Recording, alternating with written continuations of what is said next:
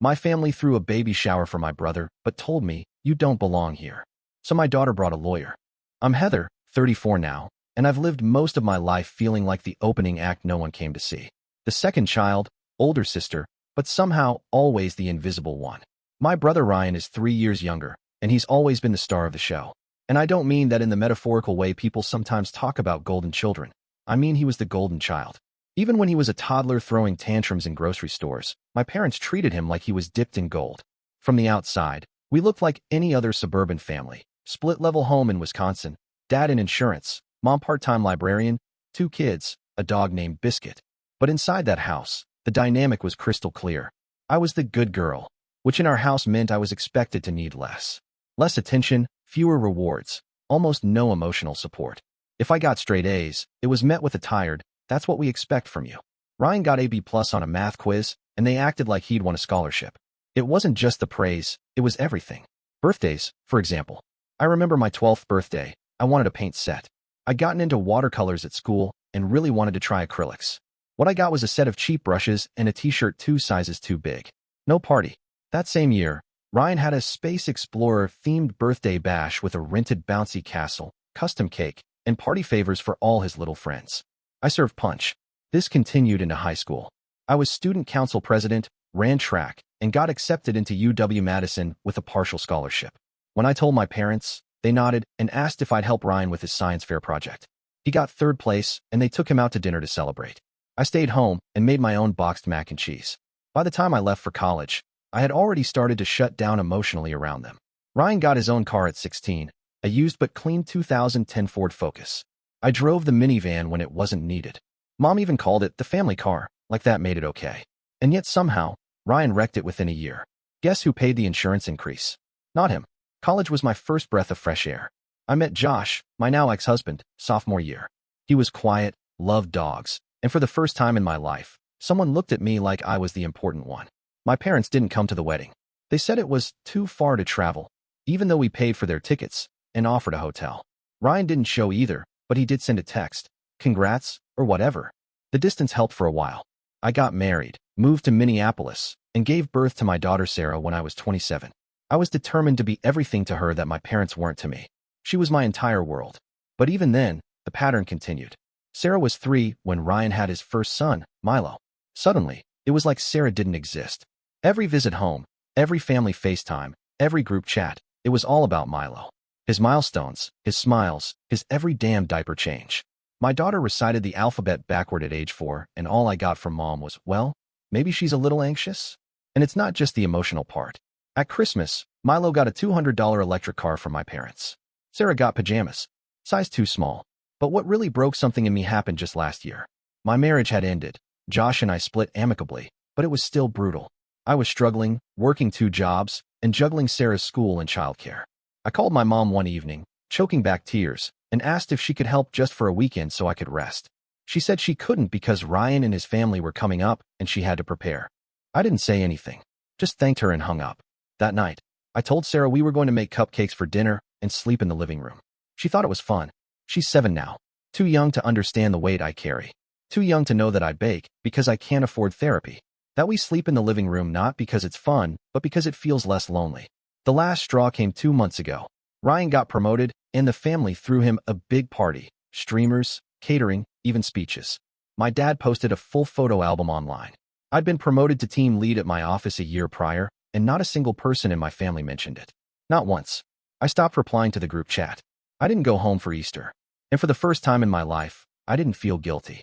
Because somewhere deep inside, I realized I was grieving. Not just the family I didn't have, but the hope that it would ever be different. My parents love Ryan, and that's fine. But they chose him every single time. And in doing so, they lost me. Sarah asks sometimes why Grandma doesn't come to visit.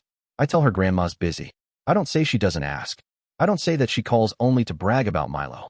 That every time I've tried to bridge the gap, they've met me with silence or worse, condescension. I've started therapy. Late, I know, but better now than never. And I'm building something for Sarah that I never had. A home where she's heard. Where her wins are celebrated. Where she's the main character of her own story, not the footnote in someone else's. I was 18 when everything in my life shifted, not just in one direction, but completely upside down. It was early fall, the kind where the leaves haven't fully turned yet, and you still convince yourself summer might hang on a little longer. I had just started my first semester at community college, still living at home, still doing everything the right way, or so I thought. Jared and I had been dating for about 7 months. He was 2 years older, charming in that casual way that makes girls your age believe they're grown-ups too. I wasn't naive, or at least I didn't think I was. But the 2 pink lines on that stick made it pretty clear I'd been fooling myself. When I told Jared, I remember every beat of that moment. We were sitting in his old Jeep behind the lake where we used to park and talk for hours. I showed him the test, my hands shaking so hard I nearly dropped it. He stared at it like it was written in a language he didn't speak. Then he said, "Wow. Okay, let me think." And he drove me home in silence. That was the last time I saw him. He stopped answering my texts, blocked me on Facebook. His phone number changed 2 days later. I called his brother once, desperate, and got a text back from a number I didn't recognize saying, "Don't contact us again." Just like that. Vanished. Gone like he was never there to begin with. And I was left with the weight of that silence and a future I couldn't even begin to picture. Telling my parents was worse than the test, worse than Jared leaving. I was terrified, but part of me stupidly thought maybe, just maybe, they'd see that I needed them. That this was the moment they'd stop seeing me as just the responsible daughter and start treating me like their child again. I sat them down at the kitchen table. The laminate was peeling at the corners, and I remember focusing on that instead of their faces. I said the words quietly, clearly, because I didn't want to give them any reason to misunderstand. "I'm pregnant. Jared's gone." My dad said nothing, just stared out the window like I hadn't spoken. My mom inhaled sharply, but it wasn't shock, it was disappointment. The kind that feels cold and clinical. Then she said, "Are you sure it's his?" I blinked, stunned, before realizing she wasn't joking. I said, "Of course it's his. I haven't been with anyone else." She nodded like she didn't believe me, like I was the screw-up who got herself into this mess and now wanted a pity party. Over the next few weeks, the tone in our house shifted from cold to unbearable. My pregnancy was treated like a funeral. They didn't say the word baby. They didn't ask about appointments. My mom did her best to pretend it wasn't happening, focusing on Ryan's college applications instead. She told a neighbor once, "Heather's taking a break from school," like I dropped out on a whim. My dad occasionally threw out lines like, "Well, Jared's young. Maybe he's scared," as if disappearing was something that deserved understanding. As if the person who abandoned me deserved more compassion than the one sitting under their roof every day trying to keep it together. The months dragged on. I kept going to school part-time until the nausea made it impossible. I got a part-time job at the bookstore downtown, hiding my belly under oversized sweatshirts because the second anyone found out, they looked at me differently. Like I was either brave or irresponsible, and there was no in-between. I learned quickly not to expect help. My mom refused to come with me to the 20-week scan.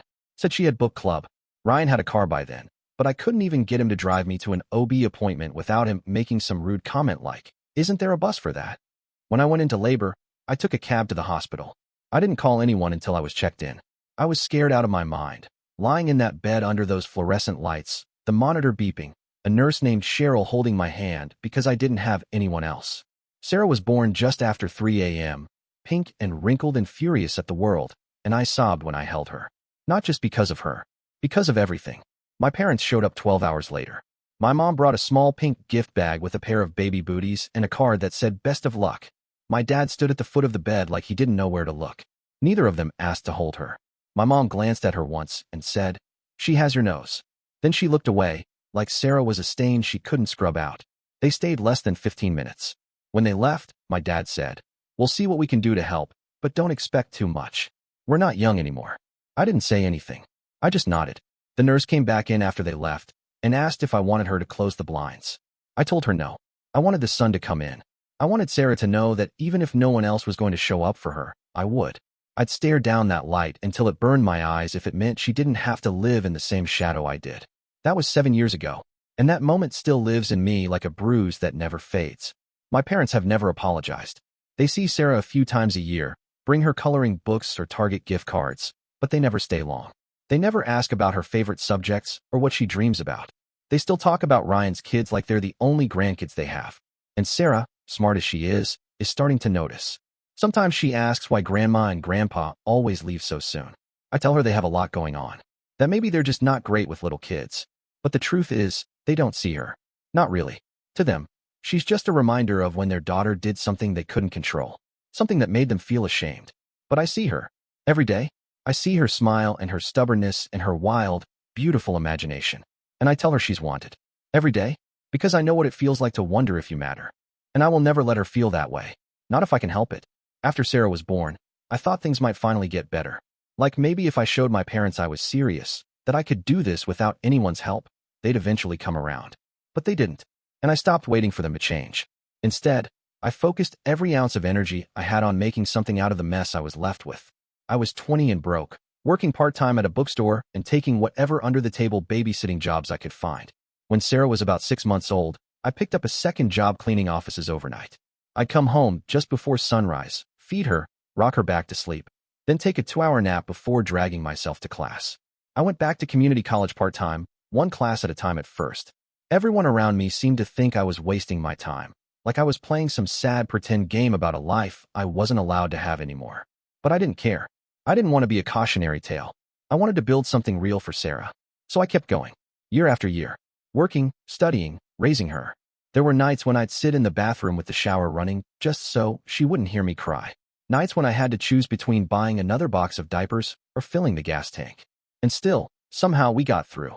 By the time Sarah was 5, I'd finished my associate's degree and transferred to a state university with a nursing program. I commuted, took out loans, and found a better-paying job at a hospital delivering meal trays to patients. It wasn't glamorous, but it was a foot in the door. That's how I met Karen, a nurse who saw me crying in the break room one day and didn't just walk past. She listened. She told me I reminded her of herself when she was younger, raising 2 boys alone while working night shifts. Karen helped me get an internship, gave me study guides, and sometimes even picked up Sarah from daycare when I was stuck in clinical rotations. Sarah never once complained about her life. She was always smiling, always curious. I remember one night when I came home after a 12-hour shift, she had drawn a picture of the 2 of us with big red hearts around our heads. She wrote, "My mommy is a doctor who helps people." I didn't have the heart to correct her. I just hugged her and told her I loved her more than anything. That picture stayed on our fridge for 2 years until it fell apart from being touched too much. When I finally graduated and passed my boards, it felt surreal. Like I was standing on the other side of a storm that had lasted nearly a decade. I was 28, a registered nurse, with a full-time job at a good hospital and a daughter who made everything worth it. I still remember the day I got my first paycheck. I took Sarah out to this little Italian place near our apartment. We got spaghetti and garlic bread, and I let her order a soda, even though it was past bedtime. She toasted me with her root beer and said, "Now we're fancy." We weren't rich by any means, but we had stability. A small 2-bedroom apartment, groceries that didn't come with panic, and a routine that made life feel normal. Sarah thrived. She read before kindergarten, wrote stories in 2nd grade, and by the time she was 10, she was tutoring other kids at school. She had this confidence I never had at her age, this quiet certainty that she belonged in the world. But even with all that, the cracks were there. She noticed things, like how my parents would visit for 20 minutes on holidays but spend whole weekends with Ryan's kids, or how they brought gifts for Milo and Lacey but handed Sarah a gift card with a receipt still inside. One Christmas, my mom actually said out loud, "You should be grateful. Some people don't get anything," while Sarah was opening a pack of socks. After they left, Sarah didn't say much. She helped me put the wrapping paper in the trash and went to her room. A few hours later, I found her sitting on her bed with her tablet. She looked up and asked, "Why don't Grandma and Grandpa like me?" I froze. I didn't know how to answer without either lying or crushing her. So I told her the truth, as gently as I could, that sometimes people expect families to look a certain way, and when they don't, it makes them act stupid. That it's not her fault. That she is loved, by me, always, no matter what. She nodded slowly, then said, "I think they like Ryan's kids better, because they came the right way." And my heart shattered, because she wasn't wrong. But she didn't let it break her. If anything, it lit something in her. Over the next few years, she pulled away from them, not with anger, but with this quiet detachment. She stopped trying to win their attention, stopped asking if they were coming to her school plays or birthday parties. When they did show up, she was polite but distant. She called them Grandma and Grandpa, but the warmth wasn't there. They had built no real connection, just short visits, empty gifts, and the bare minimum of interest. I never told her not to care. I never told her to cut them off. She just saw the truth early and decided she didn't need their approval to feel whole. And I don't know where she got that strength from. Maybe it was the years of watching me work double shifts and still make time to quiz her on spelling words. Maybe it was all the nights we spent curled up watching cartoons with instant ramen because we couldn't afford takeout. Maybe it was just who she is. Either way, she didn't let their absence define her. And neither did I. We built our life without them. Without Jared. Without anyone who saw us as less. And somehow, in all the struggle, in all the quiet victories and ugly moments, we made it. Not perfectly, not easily, but fully. Honestly, ours. It started small, almost subtle. A missed call here, a vague excuse there. At first, I didn't think much of it. Families drift sometimes. Schedules don't line up. But over the years, the pattern became impossible to ignore. Invitations that never arrived. Group photos on Facebook from events I'd never heard about. My parents insisting there was nothing big going on, while somehow always having something to do whenever Sarah had a recital or a birthday. They had stopped trying to hide the distance. Or maybe they never thought they needed to. But it all came to a head with a baby shower. Ryan and his wife were expecting their second child. Sarah and I hadn't heard a word about it. Not a text, not an email, nothing.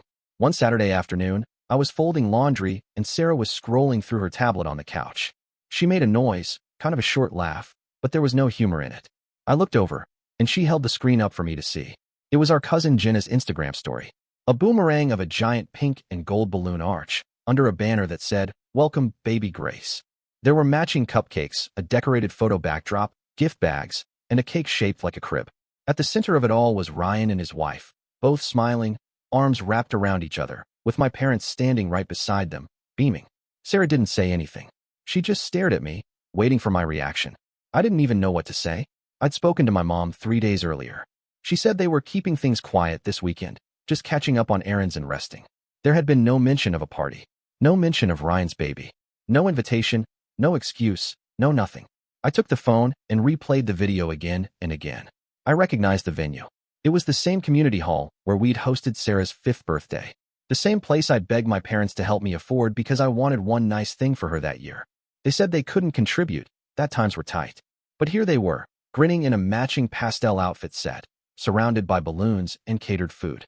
Sarah got up and walked to the kitchen without a word. I followed her. She grabbed her tablet, opened up the call log, and tapped on the recorded call from a few days ago. I didn't even know she'd saved it. But there it was. My mom's voice, calm and casual. "Oh, no.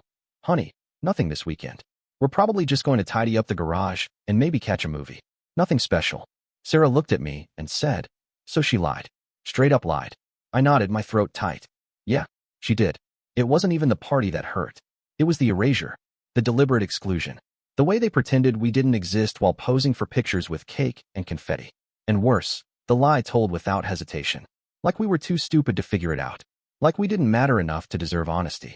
Sarah sat down at the table and said, "I don't think they ever wanted us there. Not really." And I didn't have the heart to argue. Because she was right. We had become invisible to them. A mother and daughter living outside the story they preferred to tell. The wrong branch of the family tree. I called my mom that night. Not to fight. Just to see what she'd say.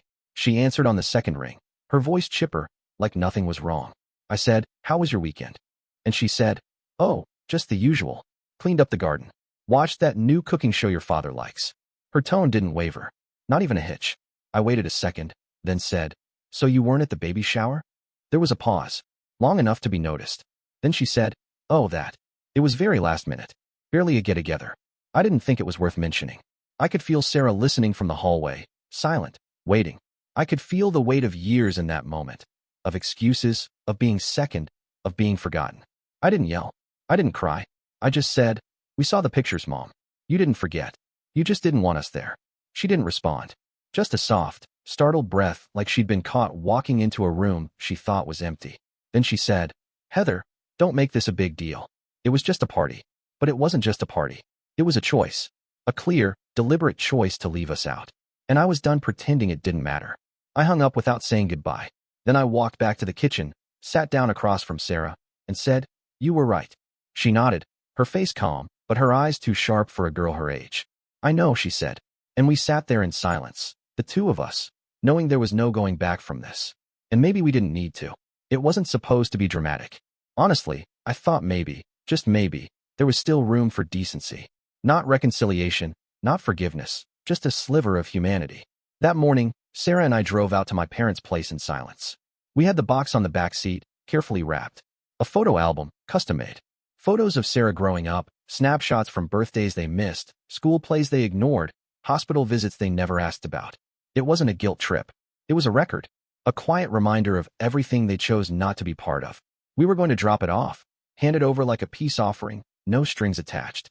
It was Sarah's idea to do it in person. She wanted to see their faces. I didn't argue. I think deep down I wanted that too. To see if anything would register. If there was even a flicker of recognition in their eyes when they looked at the granddaughter they had spent years treating like she was disposable. But what we got instead was something else entirely. We pulled up around noon. The driveway was full. Ryan's truck, my dad's car, a few others I didn't recognize. The smell of barbecue floated faintly in the air. There was music, laughter, someone's voice drifting through the open kitchen window. It was a party. Another one. And again, we weren't invited. I carried the box. Sarah walked beside me, calm as ever. She had on jeans and a blazer, hair neatly pulled back. At 15, she already held herself with a kind of steady confidence I didn't find until I was nearly 30. As we reached the front door, I heard voices inside. My mom's laughter.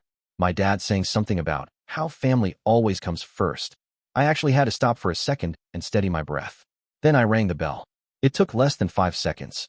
The door swung open and there she was. My mother, holding a glass of white wine, sunglasses still on inside the house like some sad cliche of someone pretending her world was more glamorous than it really was. She didn't even pretend to smile. Her eyes scanned me, then Sarah, then dropped to the box in my hands. Her lips tightened, just slightly. "You shouldn't be here," she said. "No hello. No surprise. Just that." Like we were two uninvited guests trying to crash something sacred. And that's when Sarah stepped forward. Her voice was calm, clear. No anger, no bitterness, just simple, measured truth. "We know," she said, lifting her chin slightly. "That's why Dad's lawyer is here with us."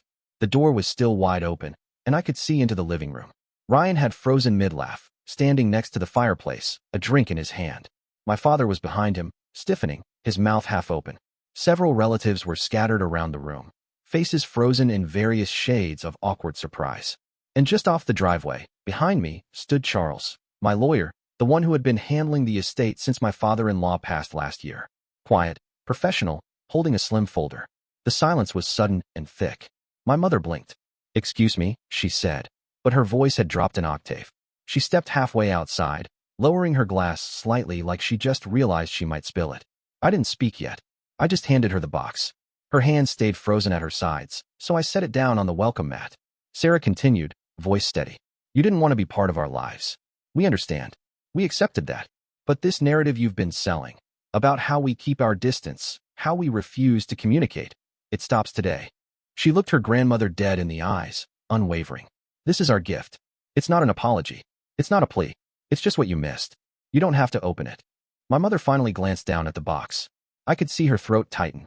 Her hand twitched like she was about to reach for it, but she didn't. Then I spoke. "There's also a legal notice inside. You've been using Sarah's name in family trust discussions.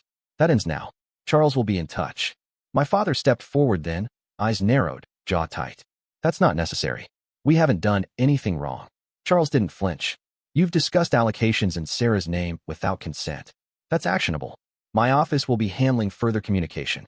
For today, we're simply delivering documentation and some memories." Ryan tried to say something about how this was all being blown out of proportion, how we were making a scene, but no one was listening anymore. The air had shifted. The tension wasn't theatrical. It was surgical. I took one last look at the room, at the faces of people who had once claimed to love me. Not a single one stepped forward. Not a single one said Sarah's name. And that told me everything I needed to know. We turned and walked away. Back at the car, Sarah climbed into the passenger seat and buckled in. As I pulled out of the driveway, she looked straight ahead and said, "I don't think they'll open it." I glanced at her, then nodded. "That's okay," I said. It wasn't for them. And we drove off, not quietly, not humiliated, just done. I was already done with them. After everything, the silence, the exclusions, the lies, I had made my peace with the fact that my family was never really mine. But nothing prepared me for what came next. It started with a letter.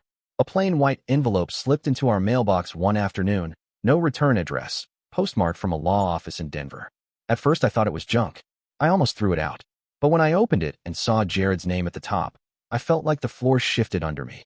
I hadn't heard his name in over a decade. Not since he vanished.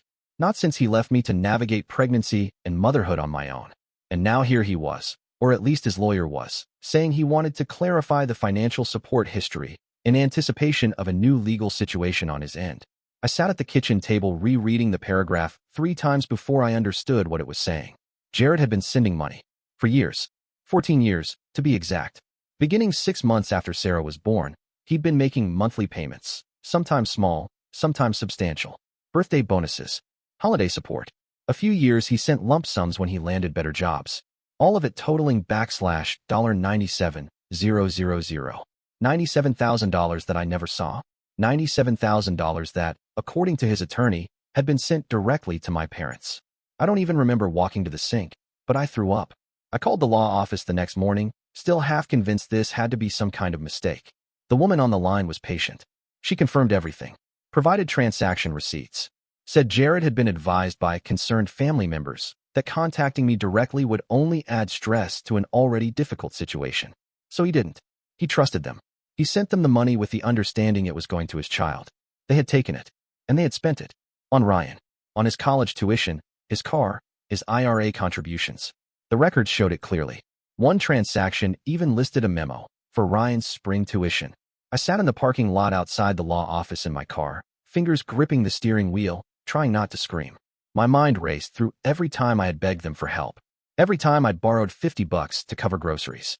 Every time I'd skipped a copay because I couldn't afford both medicine and gas in the same week. They let me suffer.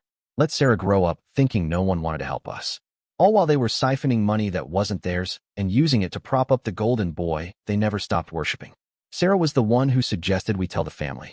Not for revenge, she said, just so they'd know. So no one could keep pretending. We called a meeting. It felt ridiculous even saying it out loud, but that's what it became. An emergency family gathering at my aunt's house, neutral ground. Everyone came, my parents, Ryan, his wife, cousins, uncles, people who never said a word when we were excluded but still showed up for a spectacle. I brought the folder. Not a speech, just the documents. Receipts, letters, payment histories. My father tried to dismiss it at first. Said Jared was just trying to rewrite history. My mother claimed it was meant for the family as a whole, and that support doesn't always have to look like a check with your name on it. I watched Ryan shift uncomfortably in his seat, his eyes darting between the papers and my face. He didn't say much, probably because he couldn't, because he knew. Maybe not everything, but enough. Sarah stood beside me, silent, watching everyone. Then she spoke. Her voice was even, unshaken. You told me my father abandoned me. You told me I wasn't wanted. And you let me believe that. You let her believe it too. Her gaze landed on my mother like a blade. But that wasn't true. He tried. And you took that from us. The room was quiet except for someone clearing their throat. One of my uncles muttered something about not knowing anything about this. Another cousin stood up and left the room. No one defended them. Not this time. We didn't stay long. I left the folder on the coffee table and walked out with Sarah. No shouting. No slammed doors. Just the sound of their world starting to collapse behind us. I still don't know what Jared's motives were in finally bringing this to light. Maybe guilt. Maybe some legal necessity. Maybe, deep down, he wanted to know if it ever reached us. But I do know this. His money never raised Sarah. His absence still hurt. And the people who claimed to love me used both as a weapon. Now they get nothing. No second chances. No explanations. Just the truth. Finally, painfully, and without a single lie left to shield them. A week after everything came out, after the folder and the shock and the silence that followed, Ryan showed up at my door. No call. No text. Just standing there with his hands in his jacket pockets and a look on his face I hadn't seen since we were kids. Like he didn't know what to say, but knew he had to say something anyway. I let him in.